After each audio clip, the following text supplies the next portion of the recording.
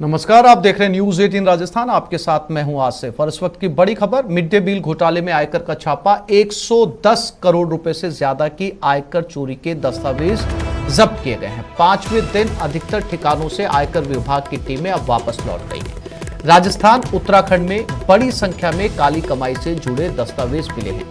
गृह राज्य मंत्री राजेंद्र यादव से जुड़े ठिकानों पर भी आयकर ने छापे मारे थे। छापों में जब्त किए गए दस्तावेजों में सामने आई भारी वित्तीय अनियमितताएं। कमलजीत राणावत, सतीश मूलचंद व्यास के ठिकानों से भी दस्तावेज जब्त किए गए। 2.25 करोड़ रुपए की नकदी और जेवरात भी जब्त किए गए। और इसी खबर पर ज्यादा जानकारी के लिए बात करते हैं हमारे जयपुर संवाददाता राकेश शर्मा के साथ। राकेश, जानकारी के मुताबिक जिन राज्यों में पिछले 5 दिनों से आयकर की टीमें छापेमारी की कार्रवाई लगातार कर रही थी, अब वो लगभग वापस लौट गई हैं। सवाल यह है कि अभी किन राज्यों और कहां पर टीमें अभी भी मौजूद हैं और क्या कुछ निकला इस बड़ी कार्रवाई में, खास तौर पर राजस्थान में?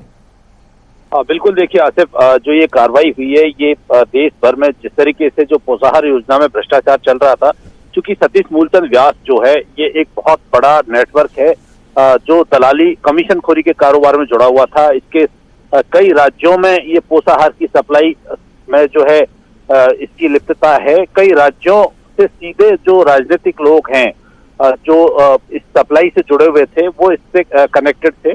तो महाराष्ट्र, मध्य प्रदेश, कई राज्यों में ऐसे दस्तावेज आयकर विभाग के हाथ लगे हैं जहां पर बहुत बड़े पैमाने पर जो पोषाहार की सप्लाई हुई है और उसमें कमीशन खोरी हुई है। बड़े पैमाने पर कमीशन खोरी हुई है, यानी अगर 100 रुपए का पोषाहार है तो उसमें करीब 50 से 60 रुपए तक की कमीशन खोरी के दस्तावेज आयकर विभाग के अधिकारियों के हाथ लगे हैं। और ये करीब हजारों करोड़ों रुपए का ये कारोबार है। पूरे देश में जो स्कूली छात्र हैं, जो आंगनवाड़ी केंद्र हैं, महिला बाल विकास से संबंधित जो विभाग हैं, पोषाहार बड़े पैमाने पर जो है सरकार के द्वारा तय किया जाता था। अब चूंकि दस्तावेजें अभी जो कार्रवाई है पूरी नहीं हुई है, टीमें लौटी हैं, जो दस्तावेज मिले हैं उनका सत्यापन किया जा रहा है। औरंगाबाद, महाराष्ट्र में कार्रवाई जारी है। उत्तराखंड में भी कुछ ठिकानों पर अभी कार्रवाई जारी है। आज देर शाम तक टीमें लौट सकती हैं। लेकिन जो दस्तावेज मिले हैं उनकी छानबीन अभी भी जारी रहेगी। इनको अभी भी आयकर विभाग के कार्यालय में बुलाया जाएगा, क्योंकि यहाँ से अभी जो टीमें जारी हैं इन दस्तावेजों के सत्यापन करने के बाद वहां इनसे पूछताछ करने के लिए, क्योंकि इसमें और भी जो लोग सामने आएंगे उनके बारे में भी पूछताछ की जाएगी। आयकर विभाग के जो अधिकारी हैं उसको रिकॉर्ड पर लेंगे इनसे पूछताछ के बाद में, और जो इस नेटवर्क में जो दूसरे लोग हैं उन पर भी आगे कार्रवाई आगे संभव है। राकेश, इसके अलावा खास तौर पे अगर राजस्थान की बात करें, जो गृह राज्य मंत्री थे राजेंद्र यादव, उनके भी कई ठिकानों के ऊपर छापेमारी की गई है। किस तरह के दस्तावेज मिले हैं और जो है किस तरह की अनियमितताएं जो है वो पाई गई हैं?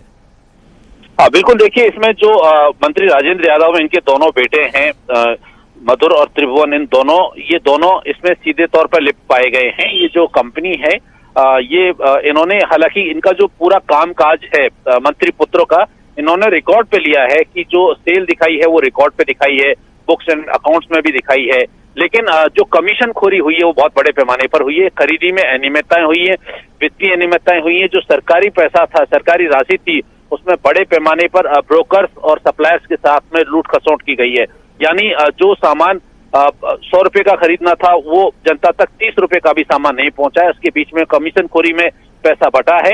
इसमें जो एक सतीश मूलचंद व्यास के साथ साथ एक राणावत है, उसका बहुत बड़ा रोल है। विवाद हुआ है, मंत्री पुत्र और राणावत के बीच में विवाद हुआ था कमीशन खोरी को लेकर के, क्योंकि राणावत कमीशन चाहता था, मंत्री पुत्रों ने उसको बहुत ज्यादा कमीशन नहीं दिया। तो ये एक विवाद के दस्तावेज भी आयकर विभाग को इस छापे की इस कार्रवाई में मिले।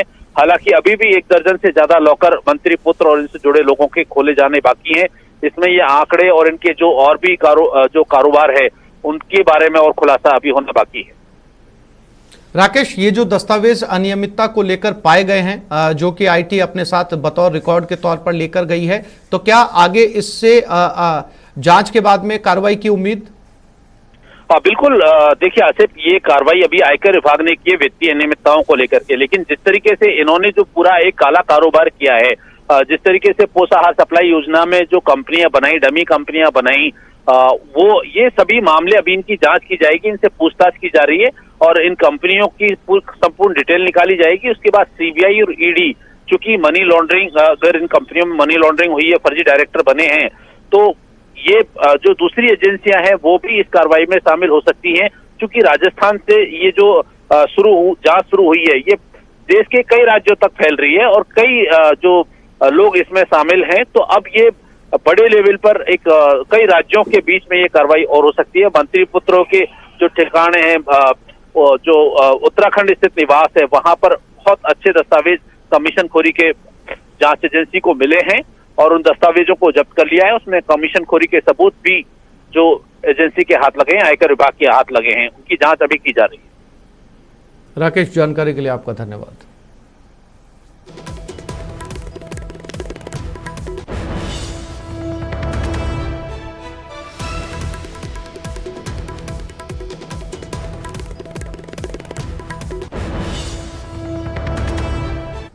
और भरतपुर में बीजेपी नेता कृपाल सिंह हत्याकांड मामले में आज खुलासा हो सकता है। पुलिस आरोपियों का खुलासा करेगी। आरोपियों की गिरफ्तारी को लेकर यह खुलासा किया जाएगा।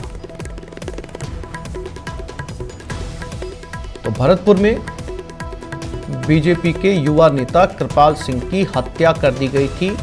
वो घर लौट रहे थे, रास्ते में उनकी गाड़ी पर 12 राउंड फायरिंग की गई। उसमें 6 से 7 गोलियां कृपाल सिंह को लगी। कृपाल सिंह की मौके पर मौत हो गई। पुलिस अब इस पूरे हत्याकांड से पर्दा उठाएगी। आज पुलिस की संभवतः प्रेस कॉन्फ्रेंस, जिसमें पुलिस बताएगी कितने आरोपी थे, किस बात को लेकर यह हत्या की गई थी, आरोपियों के नाम क्या थे, उनका मोटिव क्या था। आज भरतपुर पुलिस इस हत्याकांड का खुलासा करने जा रही है। कुछ दिनों पहले ये फायरिंग में कृपाल सिंह की मौत हो गई थी और इसके बाद इस हत्याकांड को लेकर पूरे प्रदेश में चर्चा का विषय बना। पुलिस पर तमाम तरह के सवाल उठे। अब जाकर पुलिस ने इस पूरे हत्याकांड से पर्दा उठा लिया है। दीपक पुरी हमारे साथ भरतपुर से जुड़ गए हैं। दीपक, आज पुलिस प्रेस कॉन्फ्रेंस करेगी, संभवतः वो सारे चेहरे सामने होंगे आज पूरे प्रदेश के, जिन्होंने कृपाल सिंह की हत्या में जो आरोपी हैं। लेकिन उस प्रेस कॉन्फ्रेंस से पहले क्या कुछ जानकारी आपके पास में, कौन लोग थे, ये हत्या क्यों की गई? देखिए आसिफ, इस हत्या के पीछे तो अभी कुछ कहा नहीं जा सकता कि ये रंजिश थी या फिर कोई और विवाद था, इसका तो अभी खुलासा नहीं हुआ है। लेकिन संभवतः जो आरोपी थे उनकी गिरफ्तारी हो चुकी है, लेकिन पुलिस के अधिकारी जो है वो उस गिरफ्तारी की भी अभी तक पुष्टि नहीं कर रहे हैं। उनका कहना है कि पूरे मामले का खुलासा कर दिया जाएगा कि कौन कौन आरोपी जो है गिरफ्तार हुए हैं और कहां से उनको गिरफ्तार किया है, किस तरीके से गिरफ्तारी हुई है। पुलिस अभी किसी भी तरह से इस बात की पुष्टि नहीं कर रही है। लेकिन सूत्रों के मुताबिक कल ही जो है बड़ी खबर जो है सामने आ गई थी कि जो आरोपी है उनकी गिरफ्तारी हो चुकी है। उस समय हमने पुलिस के अधिकारियों से बात की तो उनका कहना था कि कल जो है इस मामले का खुलासा कर दिया जाएगा, यानी कि आज जो है पुलिस इस मामले का खुलासा करेगी। लेकिन अभी तक पुलिस की तरफ से कोई भी आधिकारिक बयान या पुष्टि सामने नहीं आई है कि आरोपियों की गिरफ्तारी जो है कर ली गई है। लेकिन अब सूत्रों के मुताबिक खबर ये मिली है कि जो आरोपी हैं वो, उनको लेकर के पुलिस की जो टीम है वो कुछ देर में ही भरतपुर पहुंचने वाली है। अब कहां आरोपियों को रखा जाता है, कहां पर उनसे पूछताछ की जाती है, कब तक उनको जो है उनकी गिरफ्तारी दिखाई जाती है, ये जो सारे सवाल है इनका जवाब देना अभी बाकी है। क्योंकि पुलिस जो है अभी तक कुछ इस मामले में कुछ कह नहीं रही है। लेकिन साफ तौर पर स्पष्ट हो चुका है आसिफ की जो गिरफ्तारियां थी वो हो चुकी है। 3 से 4 लोगों की गिरफ्तारियां बताई जा रही है। लेकिन अब पुलिस जो है कितने लोगों को गिरफ्तार दिखाती है। लेकिन आसिफ, हमेशा ऐसा होता है कि पुलिस आरोपियों को गिरफ्तार कहीं से करती है और दिखाती कहीं पर है। कितने लोगों को गिरफ्तार करती है और कुछ लोगों को दिखाती है, उसके बाद पुलिस जो है वो जांच का उसमें हवाला देकर के कहा देती है कि जांच की जा रही है, अनुसंधान किया जा रहा है। तो कुछ तथ्यों को पुलिस जो है छुपा लेती है और ऐसे ही जो है यहाँ पर किया जा रहा है। अब अभी भी मैंने जो है अधिकारियों से क्या सभी आरोपी गिरफ्तार हो गए जो फायरिंग में शामिल थे? देखिए, बिल्कुल गिरफ्तारी की बात की जाए तो करीब 4 से 5 लोगों की जो गिरफ्तारियां हैं वो बताई जा रही है। लेकिन पुलिस का कहना है कि अभी 1-2 लोग ही इसमें गिरफ्तार हुए हैं। जो मुख्य आरोपी थे उनमें से 1-2 लोग गिरफ्तार हुए हैं। अब ये तो पहुंचने के बाद पता चलेगा कि पुलिस टीम ने कितने लोगों को गिरफ्तार किया है, कितने लोगों को पुलिस सामने रखती है कि इन लोगों को गिरफ्तार किया है। ये बड़ा देखने वाला दीपक, कृपाल सिंह के घर वालों से आपकी बात हुई, क्या उन्हें पुलिस ने कोई जानकारी दी है हत्यारों से संबंधित? देखिए, बिल्कुल उनसे हमारी लगातार संपर्क में बातचीत हो रही है। उनका कहना यह है कि पुलिस उनको किसी भी तरह की जानकारी नहीं दे रही है। पुलिस से वो संपर्क करने की भी कोशिश कर रहे हैं। तो सिर्फ यही कहा जा रहा है कि पूरे मामले का खुलासा कर दिया जाएगा। अभी इसमें कुछ कहा नहीं जा सकता, स्थिति जो है वो साफ नहीं हो सकती। ये जो पुलिस के जवाब है वो सामने आ रहे हैं। अब पूरा शहर और पूरा जिला इस बात की इंतजार कर रहा है कि कितने आरोपियों की पुलिस ने गिरफ्तारी की है और कब तक उन गिरफ्तारियों को पुलिस दिखाती है और किस तरह से इस पूरे मामले का खुलासा करती है। ये बड़ा चौंकाने वाला, देखने वाला खुलासा होगा। जी दीपक, जानकारी के लिए आपका धन्यवाद।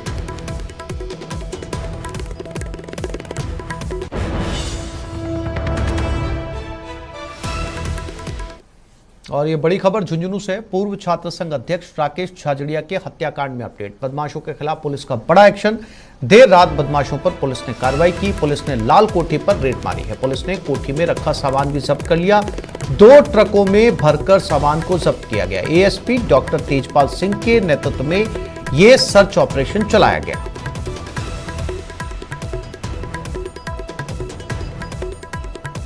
तो पुलिस ने लाल कोठी पर छापा मारा है। बताया जा रहा है कि 2 ट्रक सामान जब्त किया गया है।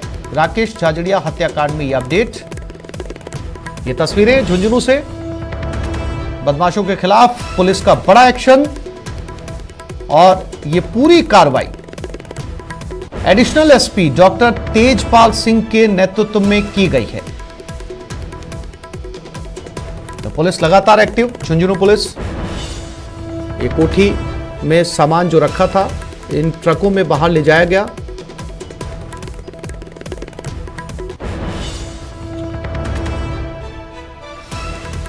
Additional SP Jhunjhunu doctor Tejpal Singh के नेतृत्व में टीम का गठन किया गया और उन्हीं की मौजूदगी में इस लाल कोठी पर छापा मारकर 2 ट्रक सामान को जब्त किया गया है।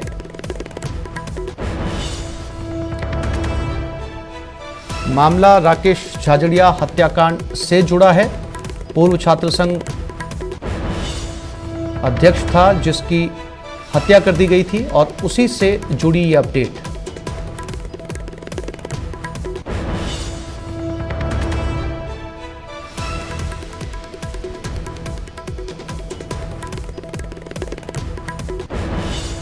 और इसी खबर पर ज्यादा जानकारी के लिए बात करते हैं हमारे झुंझुनू संवाददाता कृष्ण सिंह शेखावत के साथ। कृष्ण, क्या जब्त किया गया है?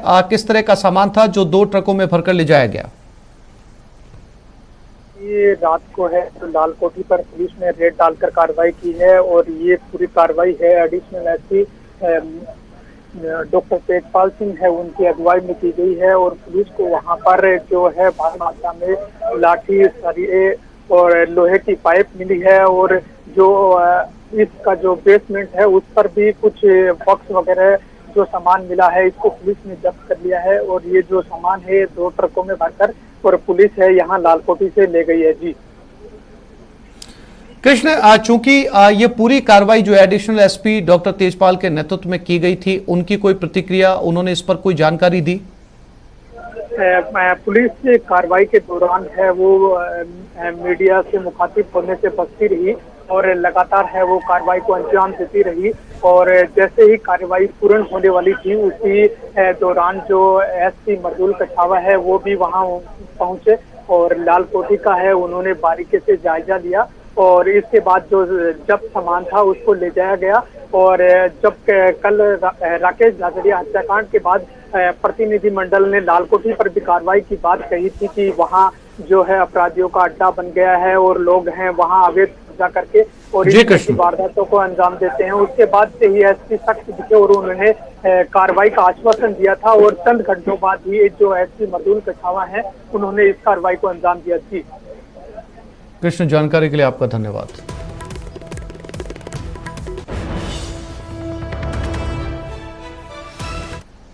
और झुंझुनू में दर्दनाक सड़क हादसा। बस ने बाइक को जोरदार टक्कर मारी। हादसे में बाइक सवार 2 लोग घायल हो गए। घटना के बाद बस चालक मौके से फरार हो गया। घटना की सूचना मिलने पर मौके पर पुलिस पहुंची। घायलों को अस्पताल में भर्ती करवाया गया।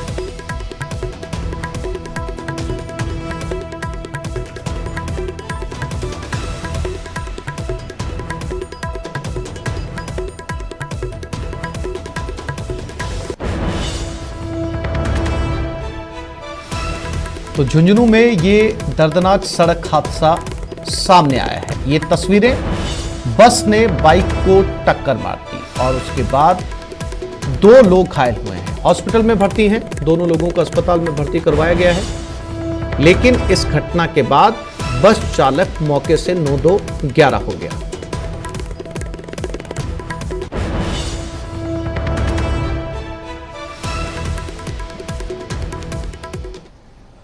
और चूरू में डीएससी टीम ने सुजानगढ़ तहसील के पास से गांव में कार्रवाई करते हुए नकली नोट की खेप को जब्त किया। इस मामले में पुलिस ने 2 आरोपियों को गिरफ्तार कर लिया। नकली नोटों के इस कारोबार के खुलासे को लेकर पिछले 1 महीने से लगातार पुलिस कोशिश कर रही थी। इसी से अंदाजा लगाया जा सकता है कि 1 महीने में आरोपियों ने जिले में कितने नकली नोट खपाए होंगे। आरोपी कलर प्रिंटर के जरिए असली नोटों की फोटोकॉपी तैयार करते हैं, इसमें चमकीली टेप लगाकर हूबहू असली जैसा बना देते हैं। पुलिस ने अभी करीब 1,23,000 के 200 और 100 के नकली नोट पकड़े। अब ये पुलिस के लिए चुनौती से कम नहीं होगा कि आरोपियों ने कब और कहां-कहां नकली नोटों की खेप को खपाया है। तो शेखावटी में पिछले कुछ दिनों से राजधानी जयपुर से मिलाकर लगातार इस तरह की गैंग पनप रही है जो प्रिंटर के जरिए नकली नोट निकालते हैं। हालांकि पुलिस लगातार ऐसे लोगों पर कार्रवाई कर इन्हें पकड़ भी रही है। बावजूद इसके ऐसे लोग कुकुर मुत्ते की तरह उग रहे हैं और लगातार बाजार के अंदर नकली नोट निकालकर प्रिंटर से उन्हें बाजार में चलाते हैं। हालांकि जब ये पकड़े जाते हैं तब तक कि लाखों रुपए बाजार के अंदर फैला चुके होते हैं। अब ऐसे में पुलिस के सामने इन्हें पकड़ने के साथ साथ बड़ी चुनौती ये भी है कि ऐसे लोगों से ये उगलवाए कि ये कहां पर वो नकली नोट चलाकर आए हैं, क्योंकि एक बार नोट बाजार में पहुंचने के बाद में बहुत दूर तक जाता है। मनोज शर्मा चूरू से हमारे साथ जुड़ गए। मनोज, इन दोनों के बारे में क्या जानकारी? ये दोनों कहां के रहने वाले हैं, कौन लोग हैं ये, और अब तक कितने नकली नोट छाप चुके हैं? जो दोनों आरोपी हैं, इनके कब्जे से 1,23,000 रुपए के जो नकली करेंसी है वो बरामद की गई है। जो गिरफ्तार आरोपी हैं, एक आरोपी गोपाल जाट जो कि 32 साल का है, गांव किसारी का रहने वाला है, और दूसरा जो आरोपी है वो नागौर के धारणा गांव का प्रहलाद स्वामी है, जिसे गिरफ्तार किया गया है। हालांकि एक आरोपी फरार होने में भी पुलिस को गच्चा देकर फरार होने में कामयाब भी हुआ, जिसकी भी पुलिस के द्वारा तलाश की जा रही है। सबसे जो महत्वपूर्ण बात है कि नकली नोटों के इस कारोबार के खुलासे को लेकर पुलिस पिछले 1 महीने से लगातार प्रयास कर रही थी। तो इसी से अंदाजा लगाया जा सकता है कि 1 महीने में आरोपियों ने चूरू जिले के अलावा भी कितनी जगह पर जो नकली नोट है वो खपाए होंगे। पुलिस के द्वारा फिलहाल जो कलर प्रिंटर है, अदर जो कटर मशीन है, इस तरह के जो उपकरण है उनको भी बरामद किया गया है। आरोपियों को पुलिस के द्वारा कोर्ट में पेश करके रिमांड पे लिया जाएगा, जिसके बाद ही ये पता लग पाएगा कि आरोपियों के द्वारा कहां और कितने समय से इस नकली नोट के कारोबार से जुड़े हुए थे और कहां इन्होंने नकली नोटों की खेप है वो पहुंचाई है। साथ ही इनके तार हैं वो केवल चूरू से जुड़े हुए हैं या किसी अंतर्राज्य गिरोह से जुड़े हुए हैं, इन सब बातों का पता है वो रिमांड के बाद पुलिस पूछताछ में लग पाएगा। जी मनोज, इससे पहले भी कुछ लोग जो है राजधानी में नकली नोट बनाते हुए पकड़े गए थे। यही जो है वो तस्वीरें सामने आई थी, कलर प्रिंटर से जुड़ा मामला था। सवाल ये है मनोज कि ये लोग किस तकनीक के ऊपर नकली नोट बनाते हैं? पुलिस ने इस बारे में क्या कुछ जानकारी दी है? क्योंकि जो नोट का कागज होता है वो नकली नोट के कागज से थोड़ा डिफरेंट होता है। साथ ही ये जो सिल्वर टेप है वो कैसे लगाते थे, कहां से इनके पास ये तकनीक आई है? क्योंकि एक साधारण प्रिंटर से कागज पर छापकर निकाले गए नोटों की आसानी से पहचान की जा सकती है। बिल्कुल, जो नकली नोट हैं उनकी आसानी से पहचान हो सकती है, लेकिन जो आरोपियों के द्वारा कलर प्रिंटर, जैसा कि पुलिस ने बताया कि आरोपियों के द्वारा कलर प्रिंटर के जरिए हूबहू इस तरह के नोट है वो निकाले जाते थे, फोटोकॉपी किए जाते थे और उनके ऊपर एक चमकीली टेप लगाकर उनको असली जैसा बनाया जाता था। उसके बाद इन नोटों को है वो बाजार के अंदर और चलाया जाता था। जी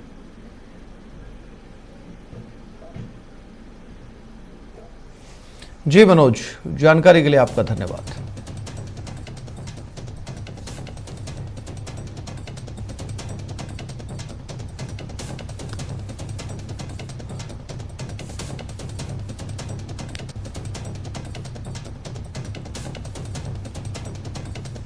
तो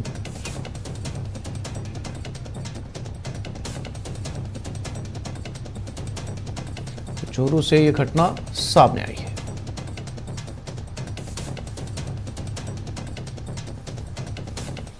और जेईई एडवांस 2022 के नतीजे जारी हो गए हैं। कोटा कोचिंग फिर टॉप 10 रैंक में है। कोटा कोचिंग का एक बार फिर से देश में डंका बजा है। तो कोटा से बड़ी खबर इस वक्त की, जेईई के नतीजे जारी हो गए और कोटा ने एक बार फिर से देश भर में बाजी मारी है।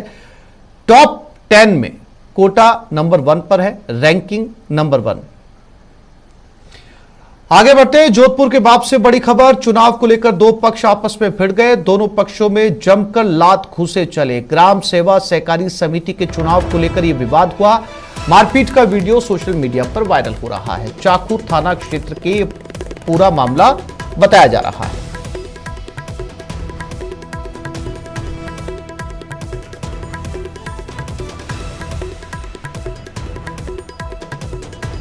जोधपुर के बाप से यह खबर है। एक वीडियो मारपीट का सोशल मीडिया पर वायरल हो रहा है। चाकू थाना क्षेत्र का यह मामला बताया जा रहा है। मुद्दा चुनाव को लेकर था और चुनाव को लेकर दो पक्ष आपस में भिड़ गए। तस्वीरें, जो वीडियो वायरल हो रहा है, दो गुट आपस में भिड़ गए। दोनों में जमकर लात घूसे चले हैं। ग्राम सेवा सहकारी समिति के चुनाव को लेकर बाप क्षेत्र में यह विवाद हुआ है और इसकी तस्वीरें इस वक्त सोशल मीडिया प्लेटफॉर्म पर जमकर वायरल हो रही हैं।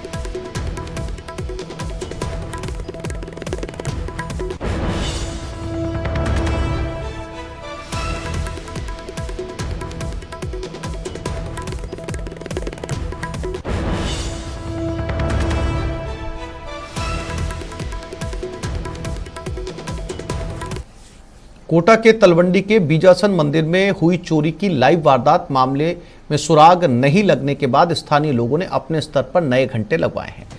कांग्रेस नेता दुष्यंत सिंह ने चोरी किए गए घंटों के स्थान पर नए घंटे खरीदे और मंदिर में लगवाए। स्थानीय लोगों का कहना है कि पुलिस मामले की जांच कर रही है, लेकिन कब तक मामले का खुलासा होगा, चोर पकड़े जाएंगे, ये नहीं कहा जा सकता। इसलिए अभी घंटे लगवा दिए गए हैं। फिलहाल पुलिस मामले की जांच कर रही है।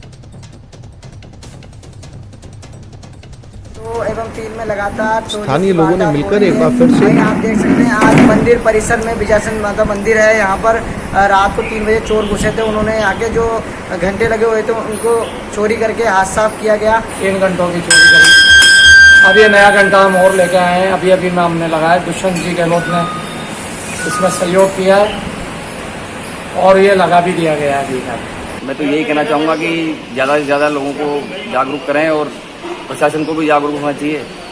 इस तरह की घटनाएं, चलिए ये तो एक मंदिर की बात है, यहाँ तो फिर कोई नहीं है कहने वाला, क्योंकि भगवान है, भगवान के तो सभी। और एक बार फिर से अपने दर्शकों को बता दें, ये बड़ी खबर कोटा से। जेईई के नतीजे जारी हो चुके हैं। टॉप 10 के अंदर कोटा एक बार फिर से नंबर 1 पर बरकरार है और अपनी शिक्षा के लिए, जैसा कि जाना जाता है, पूरे देश के अंदर शिक्षा नगरी इसे कहा जाता है, इसी को लेकर कोटा ने एक बार फिर से बाजी मारी है नंबर 1 की रैंकिंग में। ये तस्वीरें कोटा से जेईई एडवांस 2022 के नतीजे जारी हो चुके हैं।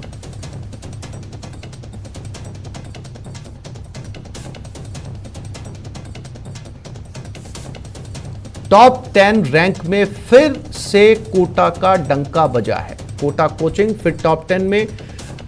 हम अपने दर्शकों को बता दें कि देश भर से बच्चे यहां पर कोचिंग के लिए आते हैं। देश के सभी राज्यों से, चूंकि कोटा को कोचिंग नगरी भी कहा जाता है, शिक्षा के क्षेत्र में तमाम संस्थान यहां पर मौजूद हैं। अलग अलग विषयों को लेकर यहां पर कोचिंग सेंटर्स हैं और इसी में जेईई एडवांस के अंदर एक बार फिर से कोटा अपनी रैंकिंग या फिर पहले पायदान पर लगातार बना हुआ है। कोटा कोचिंग फिर टॉप 10 रैंक में। और इसी खबर पर ज्यादा जानकारी के लिए बात करते हैं कोटा से हमारे संवाददाता योगेश त्यागी के साथ। योगेश, प्रथम अंक को या पहले नंबर को कोटा ने एक बार फिर से बरकरार रखा है और अभी भी पहले पायदान पर। योगेश। बिल्कुल, शिक्षा नगरी कोटा ने अपना दबदबा जेईई एडवांस के नतीजों में भी कायम रखा है। AR 5 कोटा से आई है। कोटा कोचिंग ने ऑल इंडिया रैंक 5वें स्थान पर मयंक मोटवानी रहे हैं और उसका जश्न मना रहा है कोटा।